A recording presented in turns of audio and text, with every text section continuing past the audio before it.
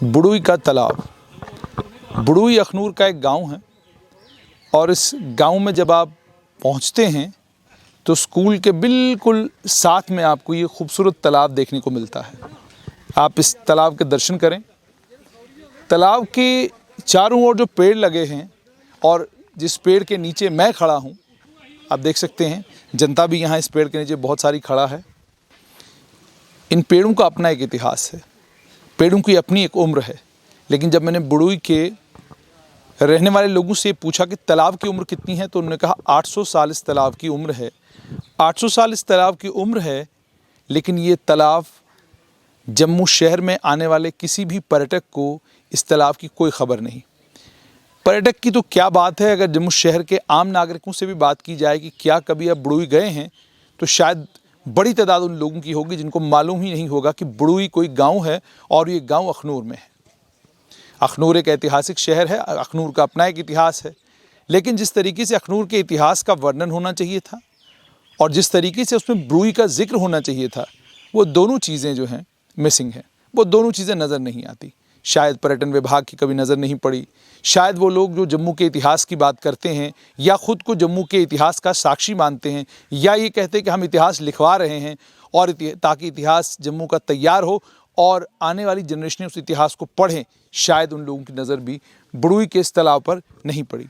इस तालाब की खूबसूरती, इस तालाब के आसपास बसी हुई आबादी, अगर इतिहासकार को पूछेंगे तो उसके लिए बहुत कुछ यहाँ पर ऐसा है जिसको वो खंगाल के निकाल सकता है। खंगाल के निकालेगा, दुनिया के सामने पहुँचाएगा, तो जाकर दुनिया को ये पता चलेगा कि बुडुई में एक तालाब है जिस तालाब की उम्र 800 साल से ज़्यादा है। क्या कुछ 800 साल पहले यहाँ हुआ होगा? कैसी आबादी यहाँ पर 800 साल पहले रही होगी? क्या यहाँ खनन करके बहुत सारी चीज़ें मालूम नहीं की जा सकती हैं? यहाँ के आम लोग भी पूछते हैं कि बुडुई के लिए आज तक पक्की सड़क नहीं बनी। हम सालों से लड़ाई लड़ रहे हैं कि पक्की सड़क बुडुई के लिए बनवाइए, वो पक्की सड़क नहीं बनी। इस तालाब के आसपास जो काम होना चाहिए था, पर्यटन विभाग को जिस तरह का काम करना चाहिए था, वो काम भी आपको नज़र नहीं आता।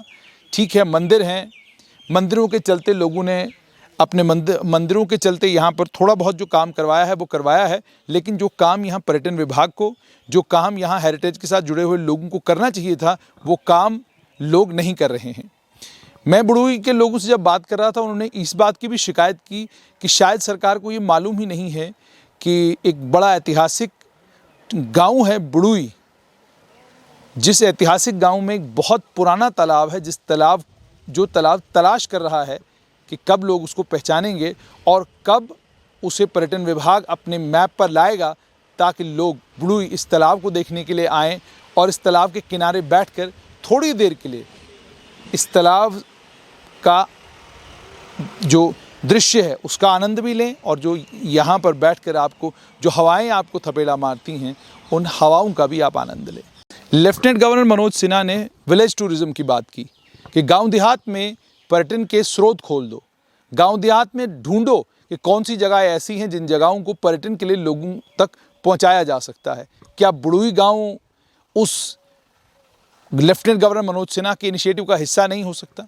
बदकिस्मती ये है कि बाबू लोग अलग अलग गांव में पहुंचकर एक पत्थर तो लगा देते हैं, एक स्टोन तो लगा देते हैं, सिर्फ फाउंडेशन स्टोन कहा जाता है, लेकिन उसके बाद फॉलोअप नहीं होता। बहुत सारे इनिशिएटिव लिए गए।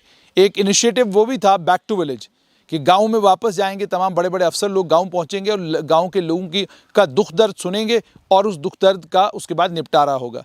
लेकिन अगर बैक टू विलेज यहाँ पर भी हुआ है, 1 हुआ है, 2 हुआ है, और उस बैक टू विलेज के होने के बाद भी अगर बुडुई का ये तालाब पर्यटन विभाग की नज़र में नहीं है, बुडुई का ये तालाब सरकार की नज़र में नहीं है, तो इसका मतलब ये है कि लेफ्टिनेंट गवर्नर मनोज सिन्हा की नीयत ठीक है, कह भी वो ठीक रहे हैं, लेकिन ज़मीनी स्तर पर काम बहुत कम हो रहा है।